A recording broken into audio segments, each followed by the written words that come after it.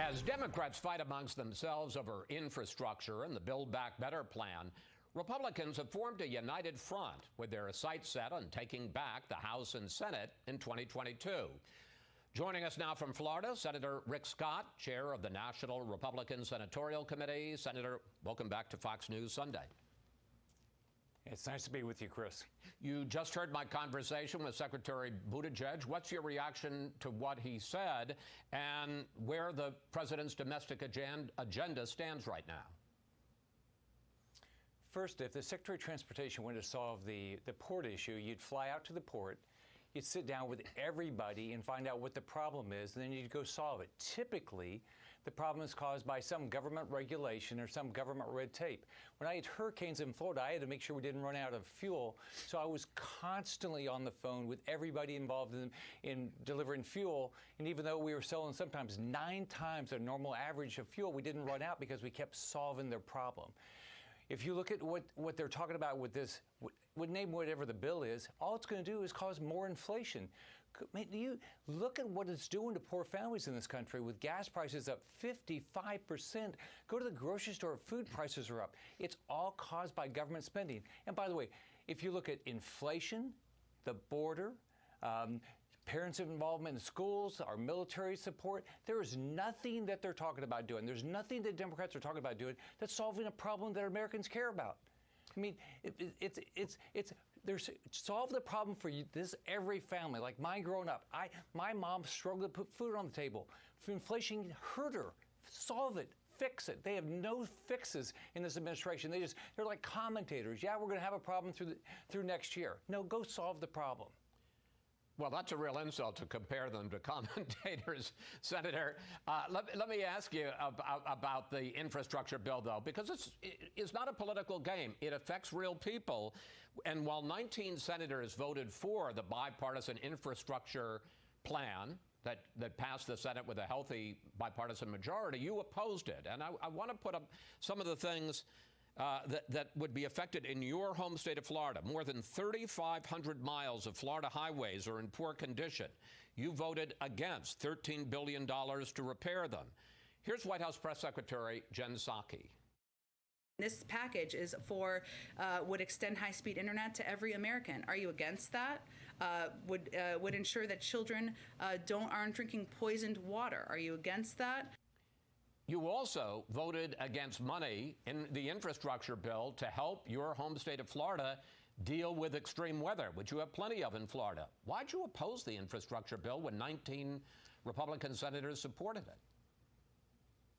Chris, I believe in spending money on real infrastructure, roads, bridges, but that's what this bill has in it, sir. I spent $85 billion in my 8 years as governor. Right? Let's look at the bill that passed the Senate. It's not paid for. I paid for my infrastructure. I actually paid down debt. I balanced the budget. This bill, they said it was going to be paid for. It wasn't paid for. This bill said it was infrastructure. Less than half of that bill was roads, bridges, airports, and seaports. You put a bill in front of me that's going to be roads, bridges, airports, and seaports paid for, I'm very interested in doing something like that. But I am not going to bankrupt this country. This country has almost $30 trillion worth of debt. That bill by itself was $250 billion of debt. This has got to end. This is causing inflation. I mean, this is hurting the poorest families. This is not hurting the rich. It's hurting families like mine growing up that have struggled to put food on the table with this ridiculous inflation. Solve that. We've got to live within our means like every family does. But, Senator, you talk about living within your means. You talk about the debt. You talk about deficits. The Trump tax cuts, which were passed in 2017, the year before you were elected to the Senate, is estimated by the Congressional Budget Office that it is going to increase the deficit by over $2 trillion over 11 years. So should the Trump tax cuts be repealed? My experience is I cut taxes and fees 100 times, over $10 billion, and I actually balanced a budget and paid off a third of the state debt. You can do both. The way you do it is you look at every line of your budget. I think there's about 4,000 lines of the Florida budget. I went through every line and said, I am not going to waste anybody's money. We've got to do that at the federal level. But sir, we need lower taxes. But sir, and watch how we spend our money. respectfully, when Donald Trump was president, you had this tax cut, which added $2 trillion to the deficit, according to the CBO, and you didn't have the commensurate spending cuts. So the question is, if you're not going to have the spending cuts, should you repeal the tax cuts if the debt and deficit are so vital? Well, first off, I am not raising anybody's taxes. I want lower taxes. I want to watch how we spend our money. I've been in the Senate now 2 years and 9 months. The amount of waste is staggering. Americans should be furious with the way money is spent in the Senate and in all Congress. It's your money. It's not government's money. We've got to figure out how to live within our means. I did it at the state level and actually paid off a third of state debt. We've got to look at every line, take every line of the budget. Don't say, well, that's only $1 billion. It's $1 billion. That's a lot of money. We should watch how we spend every dollar, and we're not doing that. I want to ask you about a non-budget related issue, but it involves real money. There is a report out this week that the Biden administration is considering giving huge payouts, up to $450,000 per person, to families that were separated at the border during the Trump administration. Now, the argument they make is if this goes to court, and their settlements may be even bigger. But what is your thought about that, about paying $450,000 per person to people who came across the border in the first place illegally? What are we thinking? Why would we be doing this? They broke our laws. These individuals broke the laws of the United States of America, and then the Biden administration, once they write them a check, I mean, and first off, and then they want to, the same administration wants to go snoop into your bank account and take more of your money. This is wrong. We've got to do the logical things. Secure the border, balance the budget, watch how you spend money, cut taxes. This is what Americans want. They don't want this crazy radical socialist agenda that the Biden administration has come up with. Finally, it makes you mad what's going on in this country. Finally, you are the head of the National Republican Senate Committee,